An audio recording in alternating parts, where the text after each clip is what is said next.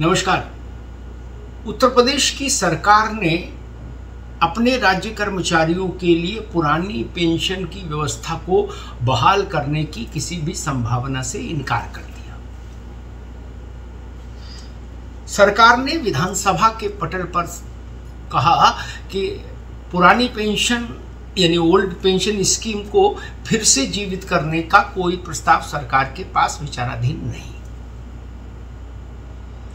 राज्य के वित्त मंत्री सुरेश खन्ना ने पुरानी पेंशन स्कीम की संभावनाओं को तो नकारा ही, साथ में जो नई पेंशन स्कीम है एनपीएस, उसको लेके क्या उसमें कितनी खूबियां हैं, कैसे कर्मचारियों के लिए वो अच्छी है, इस तरह के तमाम तर्क विधानसभा में रख दिए। आपको जानकारी है कि ये पेंशन का मसला उत्तर प्रदेश के शहर शहर में आंदोलन का रूप ले चुका है। कोई शहर ऐसा नहीं जहां धरना प्रदर्शन नहीं हो रहा हो इस पुरानी पेंशन की मांग को लेकर। और उत्तर प्रदेश ही नहीं, देश का कोई भी राज्य ऐसा नहीं जहां पुरानी पेंशन को लेके कर्मचारी आंदोलित न हो। और पुरानी पेंशन का मसला राज्यों के विधानसभा चुनावों में निर्णायक बिंदु बन रहा है। हिमाचल प्रदेश में कांग्रेस की सत्ता में जो स्थापना हुई, कांग्रेस ने जो चुनाव जीता, उसके पीछे ये माना गया कि ओपीएस की प्रमुख भूमिका थी ओल्ड पेंशन स्कीम की, क्योंकि कांग्रेस ने वादा किया कि हम बहाल करेंगे। देश के आधा दर्जन राज्यों में पुरानी पेंशन स्कीम यानी ओपीएस बहाल हो चुकी।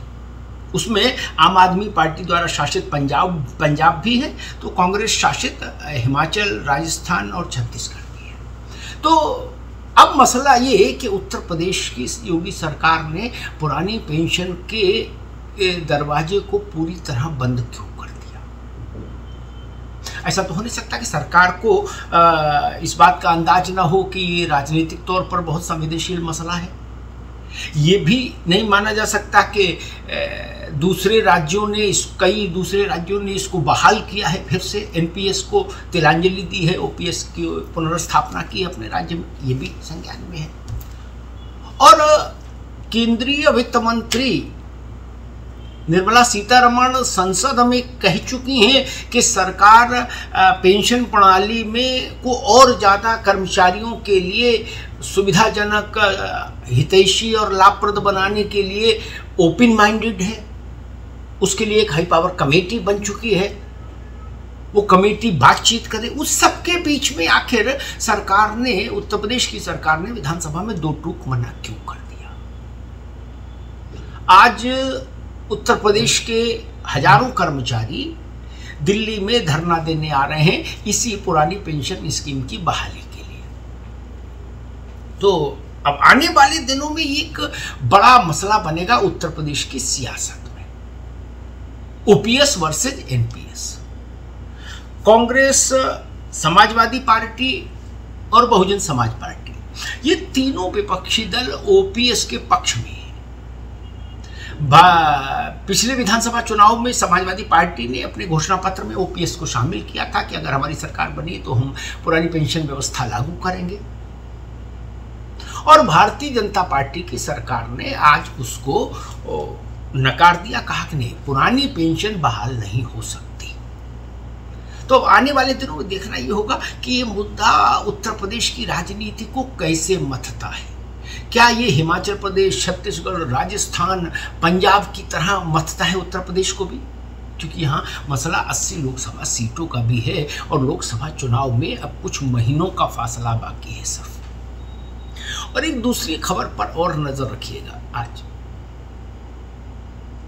मैं फिर कहता हूं, राष्ट्रीय लोकदल के मन में उहापोह चल रही है। वो भाजपा के साथ भी खिड़की ने दरवाजा भी खुले रखना चाहते हैं। राज्य में विधानसभा का सत्र चल रहा है और आरएलडी के विधायकों को खेती, किसानी, फसल, इस सब पर, बाढ़, सूखा, इस सब पर चर्चा करनी थी मुख्यमंत्री जी से। तो वो मुख्यमंत्री जी के कार्यालय आ गए सारे, एक लंबी चर्चा करने के लिए। ये चर्चा विधानसभा में भी हो सकती थी? नहीं। क्या आप सोच सकते हैं समाजवादी पार्टी के विधायक मुख्यमंत्री जी से चर्चा करने आ जाएं उनके दफ्तर या घर विधानसभा छोड़कर? नहीं ना।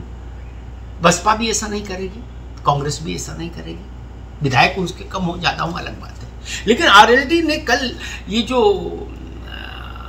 तरीका अपनाया, इसको लेके भी उत्तर प्रदेश के सियासी गलियारों में तमाम तरह के कौतूहल गूंज रहे हैं, तमाम तरह की अटकलें गूंज रही हैं कि क्या वास्तव में चर्चा का विषय खेती किसानी था, या जयंत चौधरी सियासी टेम्परेचर को यत्र तत्र सर्वत्र टेस्ट कर रहे हैं कि भाई देखें कहाँ कितना टेम्परेचर है, भविष्य में कहाँ ज़्यादा लाभ हो सकता है, किधर जाने से बेहतर रहेगा। एक बड़ा मसला है। और तीसरा मसला ये कि समाजवादी पार्टी ने जातिगत जनगणना पर उत्तर प्रदेश में शुरू से लीड ले रखी। उसने बहुत आक्रामक रुख भी अपनाया इसको लेकर, लगभग वैसे ही जैसा आरजेडी का रुख बिहार में, उतना ही तीखा। तो बसपा की जो सुप्रीमो है उनको लगा कि ऐसा ना हो कि इस मसले पर कहीं ये बाजी मार ले जाए, तो कल उन्होंने भी ये मांग दोहरा दी कि जब बिहार में जाति जनगणना हो सकती है तो उत्तर प्रदेश में क्यों नहीं, और उत्तर प्रदेश में नहीं पूरे देश में क्यों नहीं। तो जातिगत जनगणना में अब दोनों दल एक साथ कूद पड़े। समाजवादी सारा श्रेय न ले जाए इसके लिए बसपाई भी कल मैदान में आ गए। तो अब ये भी एक जमीन पर इन दोनों पुराने प्रतिस्पर्धी दलों के बीच में एक टकराव का मुद्दा बनेगा कि भाई कौन ज्यादा बड़ा पैरोकार है जातिगत जनगणना का। धन्यवाद।